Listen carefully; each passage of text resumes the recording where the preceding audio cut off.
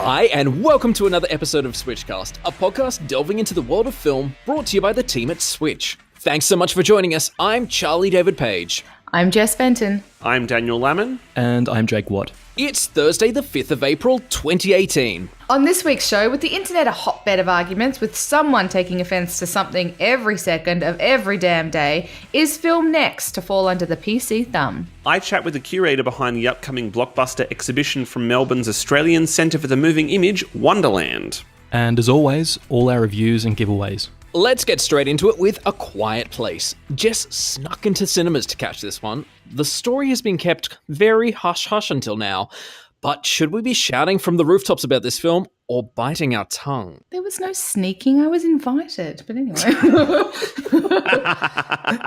I was a guest. That's what we do. We sneak surreptitiously into cinemas like rats. That is what film reviewers are. We are the rats of cinema. Rats. Okay, here we go. How often have we witnessed that scene in a horror film of the victim hiding under the bed, in a closet, behind a door, where both they and the audience know that a single sound will reveal their location, and then it's lights out, amigo. Well, lovable actor turned writer and director John Krasinski has taken that very simple premise and expanded it, not just to an entire film, but an entire world.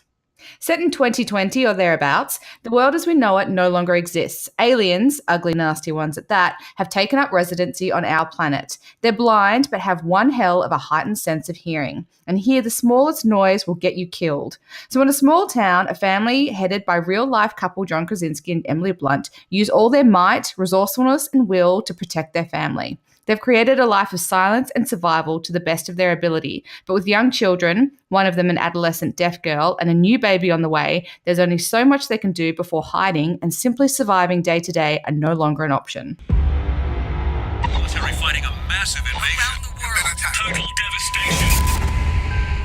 We have to protect them. Promise me. I promise.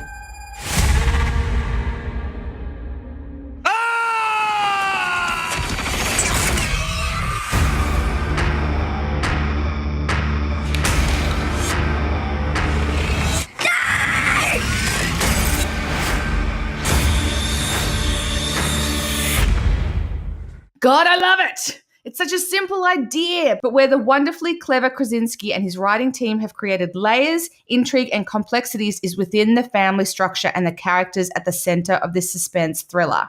There is almost no dialogue in A Quiet Place, and even production music takes its sweet time to make an appearance. Every measure is made to envelop you in this world, and in the right cinema with killer Dolby Atmos, the film's ambient noise becomes its soundtrack until you can't hear anything above your own blood pumping erratically through your ears. The performances are fantastic, with Krasinski and Blunt clearly having all the feels, finally getting to play together and bring John's baby to life. And then there's the kids. John and Emily's daughter is played by real-life deaf actress Millicent Simmons, who steals the show and destroys everyone with just a pure, innocent, and powerful look from her ingenue eyes. 4.5 stars. So I guess my big question is, what about the aliens? Do they look cool? Do you get much of a look at them throughout the movie? No, you don't. They're sort of introduced to you in little flashes and snippets, so you don't really get a sense of what they are for a long time, actually. And then you do eventually, in the climax of the film, you do get a good up and close look at these things. They're kind of bug-like, big, long, sort of spidery legs and very bug-like. I wasn't blown away with their character design, but I loved the film so much, I didn't really care. But really, what alien character design is left? Like, it's kind of like you kind of I mean, after the xenomorph, it's like, guys, it's done. Alien design is done. I think the best films are the ones where you don't really see the aliens, where it's all a bit of a mystery. So If you look at movies like I Am Legend or Pitch Black or Signs, once you see the monster and it's a cartoony CGI Scooby-Doo style thing, it kind of deflates the tension and ruins the movie. I think he's done an amazing job, because what you don't realize until sort of after the film and you've sort of gotten the big picture and a good look at it is that the aliens are so secondary. I mean, they're kind of like the catalyst for everything that's going on. It's all about this family. It's about their mortal survival. It's about them surviving together as a family unit, with their relationships intact in this new world and relying on each other, and like the fractures that appear in their relationships between father and daughter or husband and wife. And it's really, really fascinating because it's a love story and it's a family story. And then in the background is this survival story with aliens. But I think the movie was beautiful. I think as from its writing perspective, from its relationships, I think the look of it is amazing. I got into this one, and I'm not a horror movie person, but I really, really got into this one. It sounds like it's doing everything that a horror movie is actually supposed to do. Like it's to be able to, connect with you emotionally while presenting a very clear, crisp concept and then executed with finesse. But like you said, what a horror movie is supposed to do, but what so rarely, not these days, but in the past, they do. Not necessarily on this scale, though. I mean, A Quiet Place is a small studio film, but it's still a studio film. And for, the idea of it being a film that relies so much of, because I have avoided, this is, your review is actually the first time I've heard anything about the plot of the film, because I've been avoiding it in anticipation of it. And so listening, I was quite surprised to hear that it's a film almost entirely without dialogue that relies so much on silence and sound. Yeah. And while that is something that, It Follows does that to a certain extent, but, a lot of independent horror films do, but not in a studio sense. This seems quite a drastic, exciting step for a major Hollywood horror film to do. Yeah, it's quite a brave undertaking. And I do want to say this to all our listeners. A Quiet Place is not a date movie. And I will tell you why. It's a Sam story. No, it's not. It's not sorry. I took my brother, okay? Wait. So I said, wait. Calm down. This is not Game of Thrones. I took my brother, and for the first maybe 15 minutes of the movie, this film is incredibly quiet. And I could hear every noise, every rumble, every grumble, every bubble and squeak that my brother's digestive system was making for the first 15 minutes of this movie.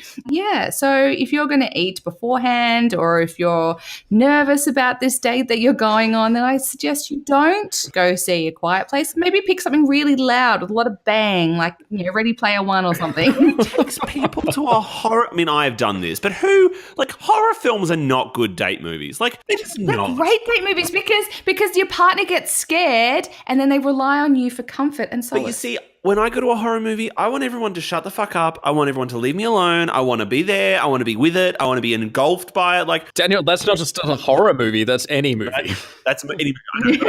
Yeah. But before we sign off on talking about this, I didn't know, because I didn't know anything about this film because I was avoiding knowing anything. I didn't know Millicent Simmons was in this. Yes. Most Australians would not have had a chance to see Millicent Simmons on screen because Wonderstruck has just never come out, the Todd Haynes film. But she's, again, one of the best things about that. In fact, she is the best thing about Wonderstruck. So it's beautiful to see not only that she's in more exciting work, but that, she's a deaf actor getting these really great roles. She's fantastic. Yeah. She is so fantastic in this movie. She steals it, and rightly so. She is actually a main focus of the film story, but no, she rightly deserves all the attention that she's going to get from this film. It's great.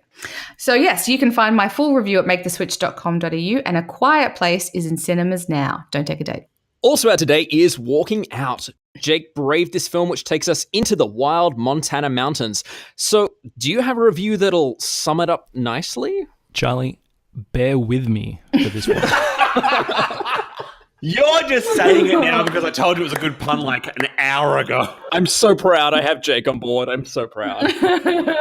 He drank the Kool-Aid. You're fired, Jake. Don't encourage him. Based on a short story by American science, nature, and travel writer David Quammen, Walking Out focuses on David, played by Josh Wiggins, a nerdy suburban Texan teenager who'd rather play video games on his phone than look at a beautiful panoramic view of the snow-covered mountains of Montana. He's there visiting his divorced dad, Cal, played by Matt Bomer, who aims to use their short amount of time together to teach his dork son how a manly man tracks, hunts, and kills a moose. But the plan winds up going horrifically awry, and they must struggle against weather conditions, wild animals, and a lack of a map in order to leave the wilderness alive. Come on, David. Follow me now. David! David!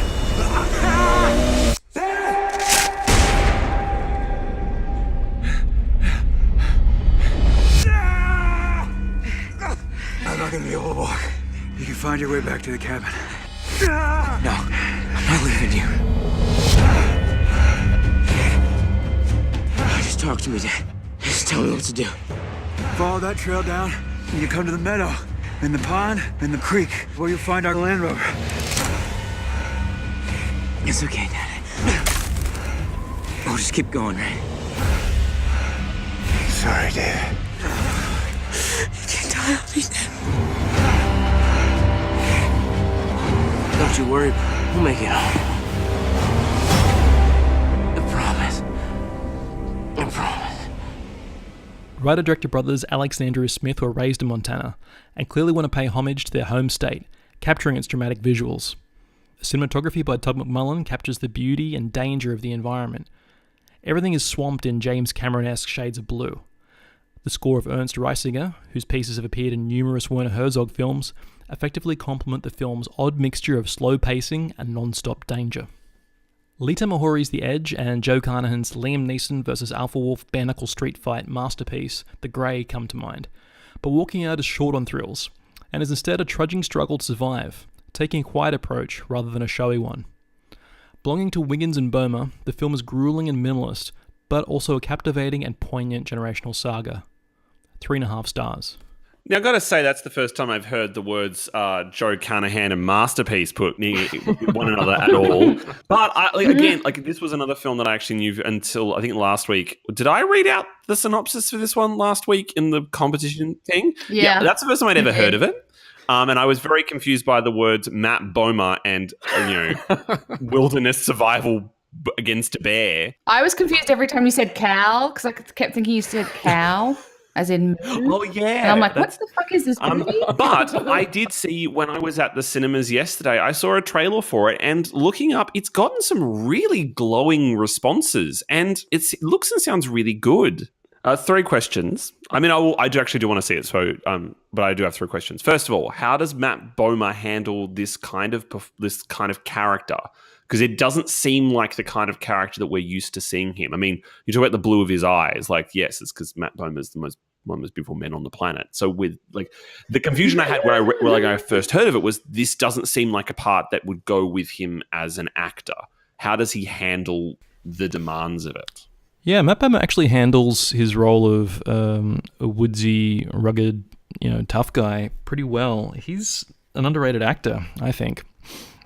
I mean, you look at the roles he's played, and he's played like an art thief turned FBI informant on White Collar on TV, a 1930s movie producer in The Last Tycoon, in HBO's The Normal Heart, which is amazing. He plays an AIDS patient in the 1980s. So yeah, the guy can actually do quite a bit of stuff. Yeah, I've only ever seen Matt Bomer in the Magic Mike films, so I don't think that's a good basis for my Truly knowledge diverse, of Jess. him. Truly. I will go on the record as saying I have never seen the Magic Mike films. Honestly, Jake, I feel like you're missing out on one of the great guilty pleasure masterpieces of the last 5 years if you haven't seen Magic Mike XXL. Those films bring out the best blue in his eyes, to be honest. You were looking at his eyes? My second question is, how is his chemistry with Josh Wiggins? Because Josh Wiggins is quite a young actor. I guess they rely so much on each other to carry the film. How are they? How is Literally. Oh, yes. Yes, the 14-year-old carries his dad across the wilderness, yes. But no, seriously. Yeah, Wiggins and Bomer work pretty well together. As I mentioned in my review, when Wiggins is carrying his dad out of the wilderness, it really is like a, Empire Strikes Back, Luke and Yoda style scenario. Yes, which I loved. Love that so much. With, Matt Bomer dispensing like all this wisdom while he's riding his son to freedom. Last question. Is this like a Revenant level bear attack experience? Because I need to mentally and emotionally prepare myself before I go through that again. Like, is it that violent and that drawn out? Yeah, so if like the Revenant is up the top of the bear attack scale, I guess along with like Annihilation. Oh, forgot about the bear attack no. and annihilation. I knew there was another great one that's happened recently. Are you saying that Matt Bomer screams like a girl? Help! Help me! Honestly, in that moment in that film, I died. I was living. I was very living. The bear attack in Walking Out is really more of a nibble. It's kind of a nibble down there with the Yogi Bear nibble? movie, maybe. It's an amuse-bouche. The bear makes an amuse-bouche of Matt Bomer. Yeah. Walking Out is in cinemas now, and check out my full review at maketheswitch.com.au. Also out today is Have You Seen the Listers, a documentary that looks at the rise of world-renowned street artist Anthony Lister. Combining modern interviews with extensive home movies, the film takes us from Brisbane in 1999 to the heights of fame in New York. We delve inside his family life as he balances it with his art, whilst Anthony battles his own demons. I'm Anthony Lister. Look out, people! I found a style and I was rewarded for it. It launched my next level of international success. Celebrities have paid tens of thousands of dollars for Lister pieces. Anthony Lister. That's her. Being mum and being partner to this insatiable artist. Mom? I just got exhausted. I trained this family how to live without me. Just calling just to say I love you and I'd love to talk to you. But I never trained myself how to live without them. It's just my dad repeating himself in me. Reconnecting to the kids is everything to me now. I believe the change is possible and I have to fight for it. From Eddie Martin, the director of skating documentary All This Mayhem, the film had its world premiere at last year's Melbourne International Film Festival, where it received a rousing reception from critics and audiences alike. Also out today is Popeye. Thana's life in Bangkok seems to be disintegrating around him. His work as an esteemed architect is being disregarded by his new bosses, and his marriage is on the rocks. By chance, he stumbles across a street elephant and realizes it's the same animal that he rescued as a child. He buys the elephant and decides to make the long trek back to his hometown. Elephants have always played an important part in Thai culture, and while they're still considered sacred animals, their current purpose is increasingly faltering. The film's theme of no longer having a place in the world as it changes around you is true for both Thana and his elephant, and the characters that they meet. The journey may not necessarily provide the answer to this conundrum, but it does allow them to fit a little bit better into the lives that they've been given. Singaporean writer and director Kirsten Tan delivers a drama scattered with a unique sense of humour largely derived from life's misfortunes. While she's put together a charming first feature, the pacing is off and could easily have been trimmed by 10 to 15 minutes. Nonetheless, it offers a glimpse inside the true Thailand and looks at a cultural reverence which dates back for thousands of years. 3.5 stars. Popeye is in cinemas now, and check out my full review at maketheswitch.com.au. Finally, Hitler versus Picasso is in cinemas from this Saturday. In 1937, the Nazi regime held 2 exhibitions in Munich. One to stigmatize degenerate art, which they systematically looted and destroyed, and one personally curated by Hitler himself to glorify classic art. This new documentary reveals the Nazis' complicated relationship with classical and modern art, displaying an incredible number of masterpieces by Botticelli, Klee, Matisse, Monet, and Renoir, intertwined with human stories from the most infamous period of the 20th century.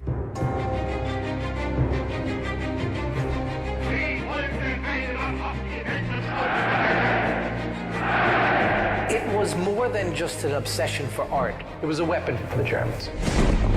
Those boxes, those letters, changed my life. We're also restoring to the historical record people who've been erased from it.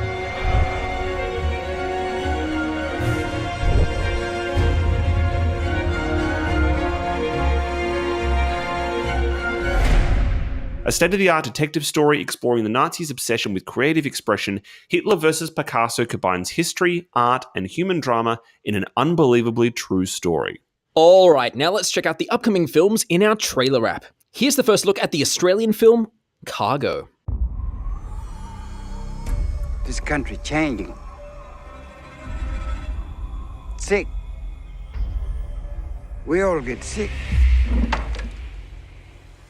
You get sick too.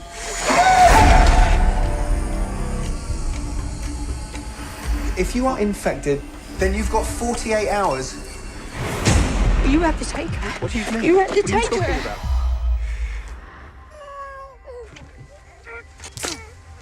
There's a family by the river. I don't know if they're still alive.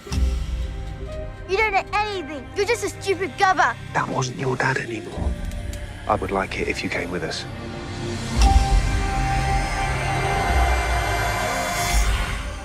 I gotta find the clever man.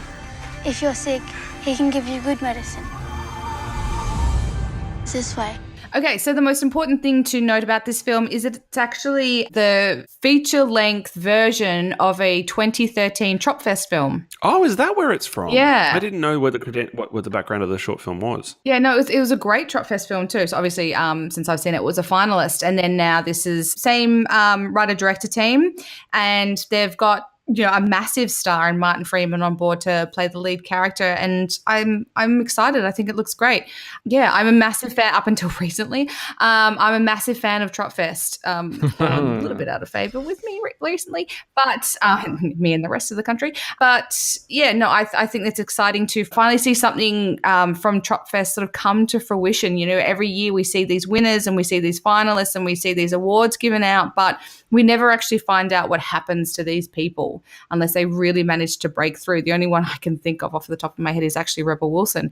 I'm excited because it's an Australian film. I'm excited because it's probably going to get a lot of traction given its star in Martin Freeman. And I'm excited for aspiring filmmakers to see, what was once a 7-minute film from Tropfest now becoming this great zombie post-apocalyptic epic set in the backyard. Another funny fact about Cargo is that it's actually the first Australian film to be purchased by Netflix under its Netflix original films banner. That's interesting. Oh, wow. I mean, about fucking time. Like, really? So a couple of other things to be excited about with Cargo is that the name of the co-director of this film is Ben Howling, just like Howling 3: The Marsupials, the greatest Australian horror film ever. And it's also got Susie Porter in it. And Susie Porter is awesome. She's a babe. God, I love that so it's woman. cool to see her in a new movie. To be honest, one of the things that surprised me the most watching it, I mean, it's from a technical perspective as a piece of advertising, the trailer is a little clunky. It still makes the film look quite interesting. But the thing that surprised me the most was looking into the film is that it's got such a high caliber cast for a film that essentially is from two brand newcomers that haven't really been tested out before. But I guess because they have this great proof of concept, they were able to pitch it really, really well. The only thing that I was a little wary of, and I think it is going to be the standard now in approaching Indigenous presence within Australian films, is how the Indigenous presence in the film is handled. There's part of me looks and goes, oh, this looks like it will be respectful and will do everything right. But then the other part of me is like, oh, yeah, but we've been burnt by this kind of high concept shit before where they just make this the spiritual other in terms of the Indigenous presence within the film. Well, the one thing I will say is that one of the cast members we haven't mentioned is that it actually has David Gulpilil in it, and that's a pretty big deal. Like, he's probably the most well-known Aboriginal actor that this country has, I would say, in current times. And so for him to be on board with this, I think that's probably a good sign in terms of the level of appropriateness of this film. It'll be interesting to see how that kind of gets worked into it, but I love the concept that basically Martin Freeman's character knows that he's going to die and he's got this baby and is trying to find out what to do with it. I think it's a bit different to your normal apocalyptic film in that it definitely sets it in under a time limit and puts a bit of pressure on things. So it'll be really interesting to see how that kind of plays out on the big screen. And in terms of the cinematography, I think it actually looks pretty special too. It's showing off rural Australia in a really, really nice way. So I'm really keen to see more of this. Yeah. Well, you'll be able to catch Cargo in Australian cinemas from this 17th of May. Now, let's take a look at First Reformed. I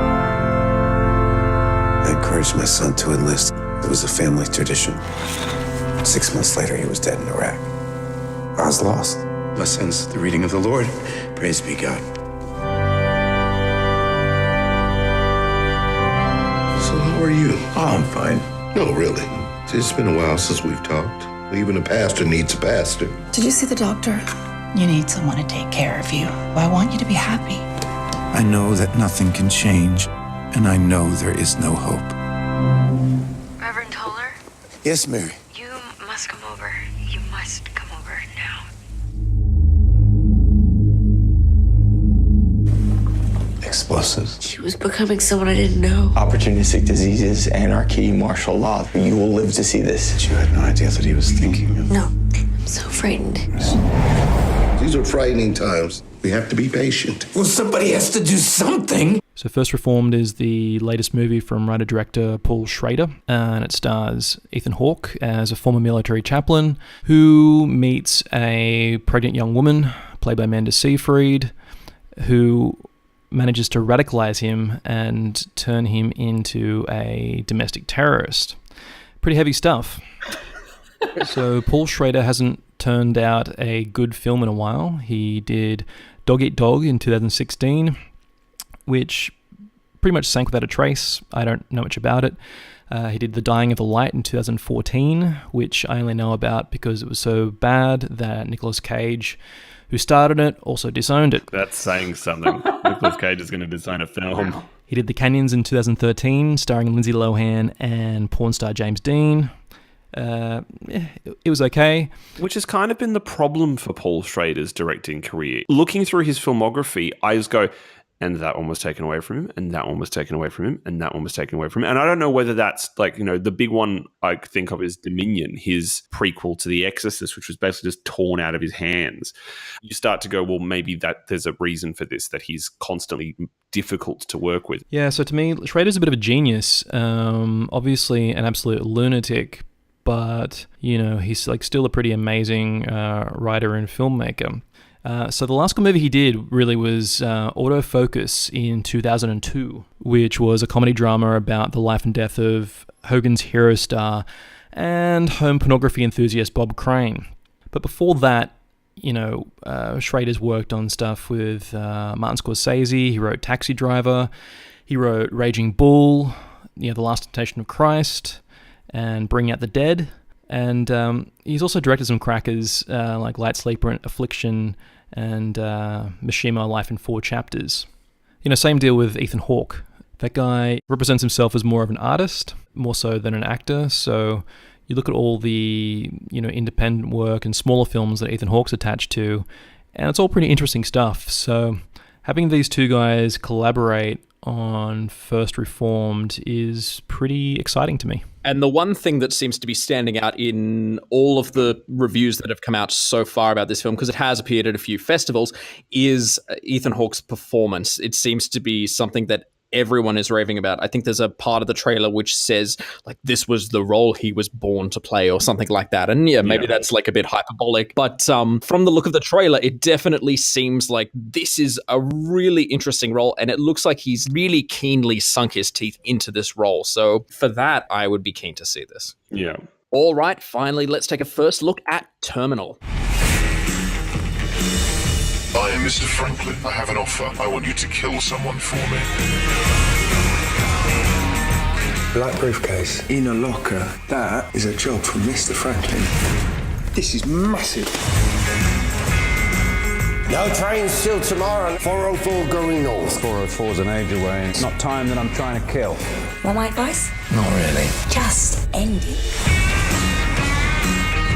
I'll set them on one another like starving rats in a cage, and you can watch through the bars.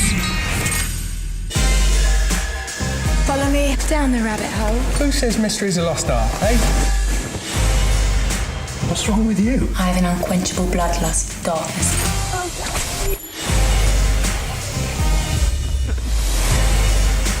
To imminent death.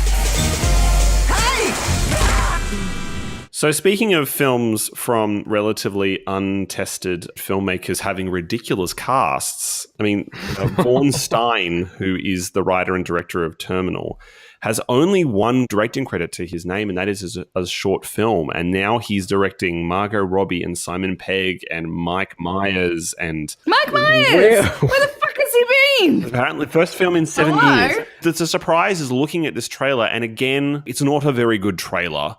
And I hope that the film looks like the trailer but doesn't feel like the trailer. Yeah, agreed. But the visual assuredness that the trailer seems to suggest Stein has is really quite surprising. It looks fascinating. It looks like Nicholas Winding Refn grew a sense of humour. Oh, yeah. Actually, yes. I mean, Nicholas Winding Refn has an amazing sense of humour, but it does. It looks like it's a more of a digestible version of the kind of worlds that he creates. Yeah. With a bit of Sin City thrown in and a bit of like the hyper stylized. But the thing about hyper stylized films is often they can feel all style. There's something a little bit in this trailer that makes me go, I feel like that's going to be part of the texture of the film, not the point of the film. And I mean, it's got Margot Robbie in it. I think her character's going to be a bit Harley Quinn-ish, like this really sort of tongue-in-cheek sociopath. But hopefully in a good film and not a character defined by the needs of men. Yay! You know, she's not a slouch. She's coming off the back of I, Tonya. She's got cred to spare.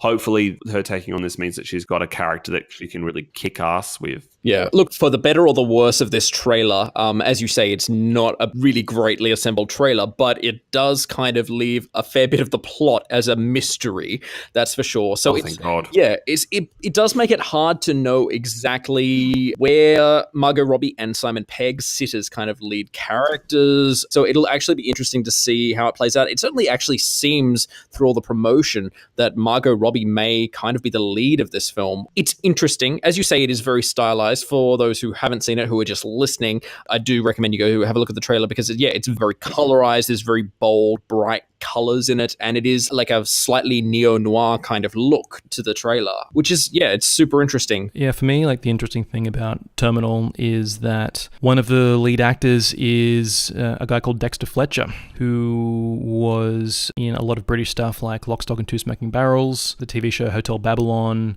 the kids show Press Gang, but he's mainly known nowadays for directing, and he's directed some really cracking movies like Wild Bill, Sunshine on Leith, and Eddie the Eagle, and he's actually the director who was tapped to replace Bryan Singer on the Queen movie, Bohemian Rhapsody. Oh, really? So yeah, it's kind of cool to see him come back as an actor opposite, Margot Robbie and Simon Pegg. And Max Irons is in it, and Max Irons can get it.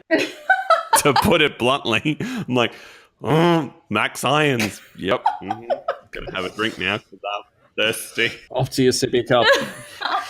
Well, you can catch Terminal in Australian cinemas mid-2018, and to check out all those trailers and more, head to youtube.com/MakeTheSwitchAU. It's no secret that the world has gone PC mad. Not a joke, an idea, nor an anonymous user comment is free from offence. But what about film? A recent ABC Australia article suggests that local cinema is pandering of late. With audiences sparse when it comes to Australian movies anyway, is the industry so scared to alienate even a single moviegoer that they're forcing themselves to make nothing but rehashes of the castle and anything that reflects a, quote, politically correct ideology? So in an effort to please everyone, are they in fact pleasing no one? I think really it's a politically correct Australian ideology about this idea of promoting the image of what Australia is. It's well known in looking at the box office responses to films that are critical of Australia's like social standing, its politics, its concepts of masculinity, concepts of race, all that kind of stuff. Every time there's a film that comes along that criticizes it in even the slightest way, the response is that Australians reject that. Like, we're in an age where there's a film like The Barbecue coming out, which feels like it's a rehash of an outdated idea about what Australia is. If the artistic work of a country is supposed to reflect what that country is, then what it's saying is that we are woefully ignorant, bigoted, and simplistic. Which is quite a disturbing image to think that we're projecting of ourselves in our cinema. Yeah. One of my biggest gripes with Australian cinema and the way Screen Australia handles it is that they throw a lot of money at a lot of films, and because they're focused mainly on quantity instead of quality, they sort of make a lot of pasta, throw it at the wall and hoping that something sticks when movies like Lion come out or something like that. And they're like, yay, it worked. We got one. It got international attention and it's really, really good. And you're like, okay, fine. That's one. But you made like 50 and they were all terrible. But the problem is that I don't feel that Screen Australia and the industry support its own films. Yeah. And it suffers under the fact of lack of screens, lack of advertising, lack of marketing, lack of word of mouth. It just, no one sees these movies at all. No one's even heard of them. And it's tragic because we do actually make great films and we do make films that say something, but they disappear. And the strange thing is, off the back of films, when you think of like successes like Lion or successes like The Dressmaker, and you look at them and you go, okay, well, that's really exciting. Like, Lion was beautifully made and it's had a lot to say about us as a country and it was very well respected. It was a great film and The Dressmaker was fantastic. They showed what we can do. And yet you don't sit there and go, well, okay, let's think about why that worked. What was it that was connecting with the audiences? What was it that was working? Having great artists doing great work, working with great material and great casts. I think Jess had a big point in, and this is one of the major failings that we have in Australian filmmaking, is that to have a budget for people to see it, as in a marketing budget, is so essential, because otherwise, without an audience, we don't consider a film successful. So if you're going to go by those rules, you need to not only have a budget for the film, you need to have a budget for the marketing, which is something that Australian films so often sorely lack. Yeah, I think because a lot of Australian films don't really have any marketing budget behind them. Yeah. That's why film festivals are so important, just to give local films the springboard they need to develop the strong word of mouth and the grassroots interests they got to have just to get people to go and see the film.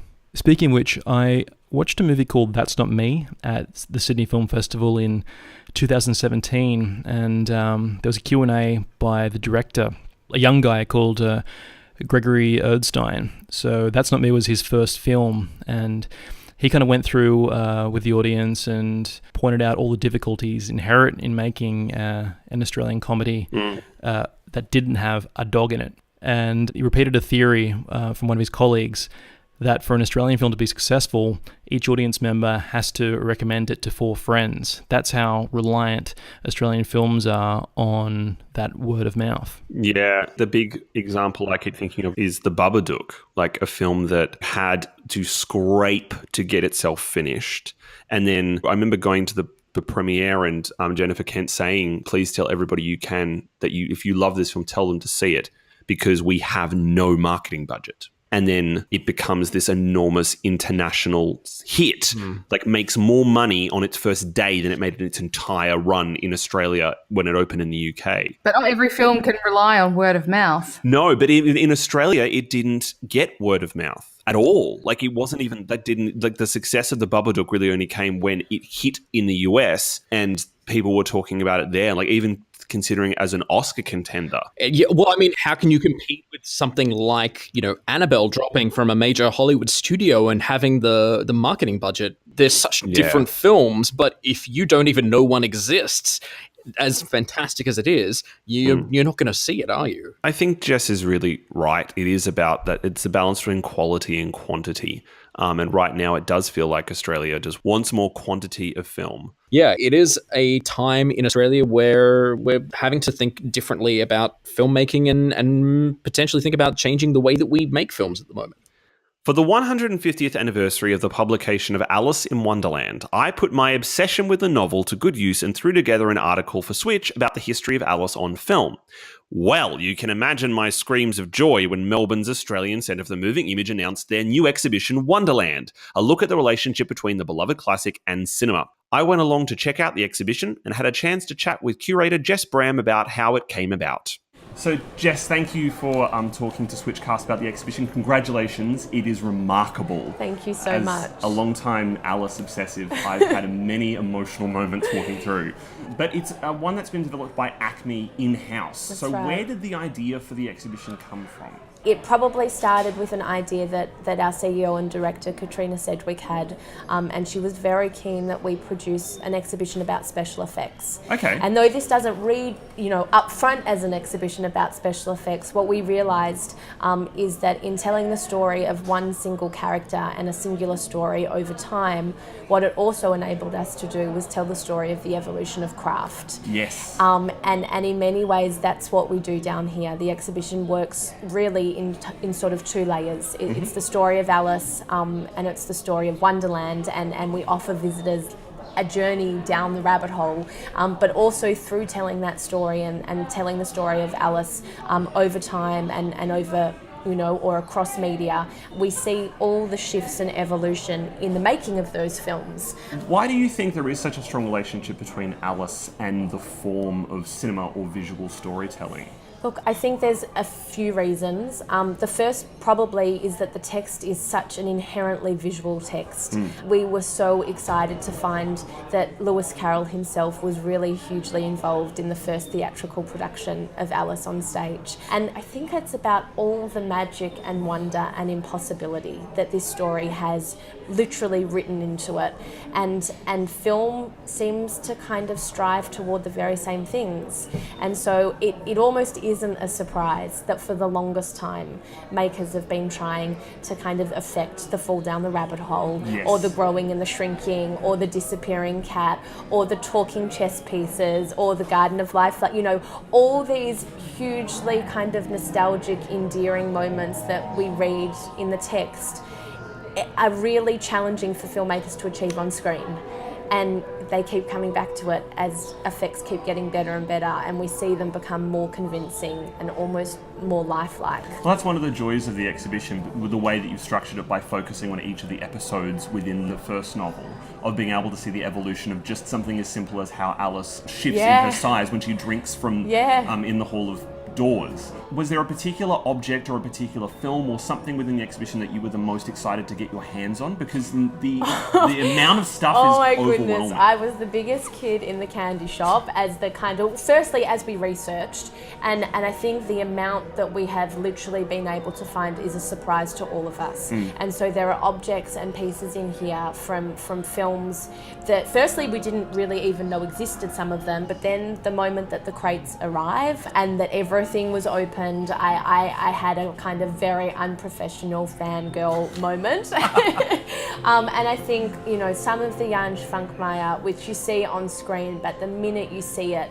up front and literally in real life, it's awe-inspiring. The level of detail is just, it's kind of beyond belief. I honestly didn't think that stuff still existed. I know. When I heard that you had the puppets from the Schwankmeyer, I thought, no, that's not possible. And and they're in such beautiful condition. And you know what? And they came here with the most unbelievable amount of love from the Athenor Film Studio, which is Jan's studio, and two of the team came down to kind of bring the objects here, but then massively lovingly kind of touch them up and repair them as needed, and kind of place them into the cases. Well, what do you hope visitors to ACMI take away from the exhibition? In the strictest museum-y sense, you want them to take away something about Alice over time and the way she's been represented. But I think more than that, we want people to come down here and feel touched. We want them to have fun. We want them to be immersed in the world that we've built, and it is so theatrical. It is literally a kind of Gallery One takeover of the kind of most phenomenal kind. The fact we have our own tea party, the Hallway of Doors with its brilliant optical illusion that was dreamed up by Anna Truglowen, our exhibition and concept designer. There are small moments of intricacy that I think people will find really exciting. The Lost Map of Wonderland is a totally new experience for audiences. We know people will love it. I've answered in about 10 different ways, and I could keep going. But yeah, I think for the most part, we want people to love it, really. One last question. Yeah, as part of our podcast, we do film recommendations to other films they should go and seek out. And I'd love to know if you could recommend to anyone one Alice film that they may not have thought to track down. What would it be? I'm going to go with one that, similarly, when it was released, it kind of came out to not nearly as much acclaim as it deserves, and that's Lou Boonan's 1949 film, which, to me, the minute we watched through it, the stylising of it is so beautiful, but there's really early stop-motion techniques in there that are just so cleverly executed. You've got figurines that were all crafted less than 20 centimetres high, so that his real girl Alice literally looked oversized. And the thinking of that to kind of bring to life this world, and knowing a little bit of the backstory about it, and then being able to find his daughter online online, which we did. Oh, wow. And we've had the most phenomenal conversations with her where she is literally overwhelmed that we would spotlight her dad's film alongside Schwenkmeyer, alongside Disney, alongside all the others. That's the one people have to go and watch. Well, thank you so much for chatting with us. Congratulations. I hope so that it's much. a massive hit. It certainly deserves it. Thank And you. all the best for the rest of the exhibition. Thank you so much. Wonderland is now open as ACMI's contribution to Melbourne's Winter Masterpiece season, so head to acme.net.au for more details. We have some great giveaways up for grabs this week. First up, we're giving you the chance to win 1 of 5 copies of In This Corner of the World. Based on the manga by Fumio Kono, the anime follows a young girl, Suzu Orano, who in 1944 moves to the small town of Kure in Hiroshima, where she marries Shusaku Hojo, a young clerk who works at the local naval base. Life with his family in Kure forces Suzu into a daily routine of cleaning, mending, and cooking. All the while, the calendar is drawing closer to the fateful date of August 6, 1945, and the fall of the atomic bomb. We're also giving you the chance to take home everyone's favourite Aussie icon, Skippy the bush kangaroo. What's that, Skippy? What's that, Skippy? What's that, Skippy? We've got a giveaway to do. Oh, quick. Quick, let's listen to what Jess has to say. What's it going to be? Shut up, Daniel. Over 50 What's years, DVDs? Oh my God, screened in Australia and became loved across the world. The complete series of The Adventures of Skippy is now available for the very first time. Sonny Hammond is a park ranger and co-owner of a small animal park. He's also a widower with twins, Louise and Jerry. Rescued from the aftermath of a hit-and-run accident is Skippy, the beloved fourth member of the Hammond household, who leads the family on all kinds of wild adventures. To win this and all our brilliant prizes, you'd better hop to it and head to maketheswitch.com.au/comps to enter now. And before we go, we'd like to offer you some cinematic inspiration, with each of us suggesting one film you should see this week and why.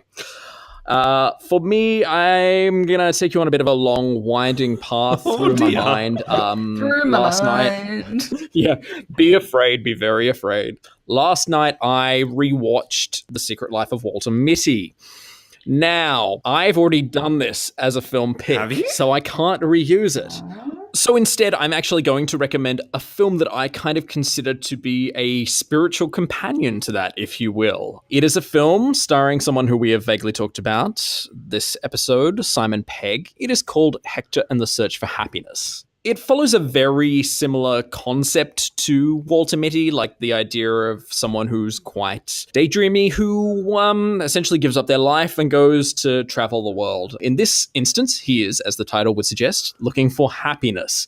And much like Walter Mitty, it is set in a lot of beautiful locations. You have this quite comedic story delivered really beautifully from Simon Pegg. Rosamund Pike is in it as well as his wife, who kind of stays back at home. So there's this kind of separation thing going on there as part of the storyline. But essentially, it's just about this man who's going to explore the world and try to bring a bit of peace into his life. So yeah, for me, this week, I'd love for you to check out Hector and the Search for Happiness. So, Jess, your turn. What have you got for us this week? Yeah, I'm going for a fun one this week. No, not everything we recommend has to be, an Oscar nominee or whatever. So I'm going back to the good old days of teen sex romps, and I'm going to recommend 2008's Sex Drive. Woo! Oh my God. This movie is hilarious.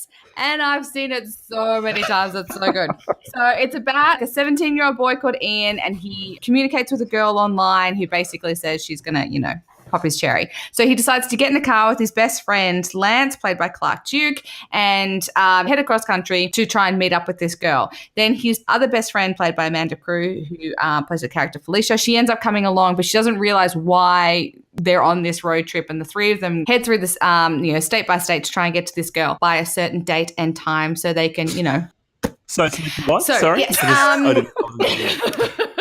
I tried to do the poppy noise with my mouth. It didn't work. Hang on. No, I can't do it. No, I tried to do the finger popping thing.